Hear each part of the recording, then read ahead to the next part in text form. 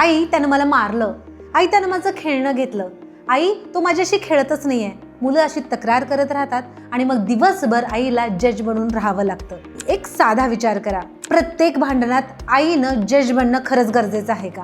कारण प्रत्येक वेळी जर आईच निर्णय देत राहिली, तू चूक आहेस, तू बरोबर आहेस, तू मोठा आहेस, थोडंसं ऍडजस्ट कर, तू लहान आहेस, तुला समजत नाही, हे असं जर सतत बोलत राहिली तर मुलं एक गोष्ट शिकतात. प्रॉब्लेम आला की आईकडे जा, आईच निर्णय घेईल. मग छोट्या छोट्या गोष्टींसाठी सुद्धा त्या आईवरतीच अवलंबून राहायला लागतात.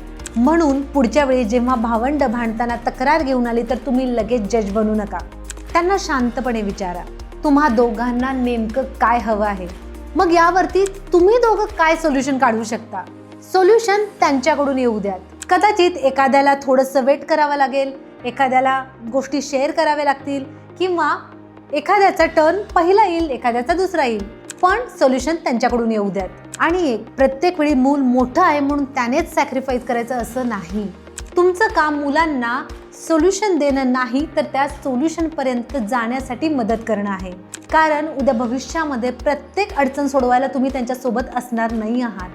आणि म्हणून आजपासून जज कमी आणि कोच थोडं जास्त व्हा. आणि ही रील अशा आईंपर्यंत पोहोचवा ज्या घरांमध्ये भावंडांमध्ये सतत भांडणं होत असतात आणि त्या आईला जजचा रोल करावा लागतो. अशा पेरेंटिंग टिप्ससाठी राईज विथ रुपाली या पेजला नक्की फॉलो करा. धन्यवाद.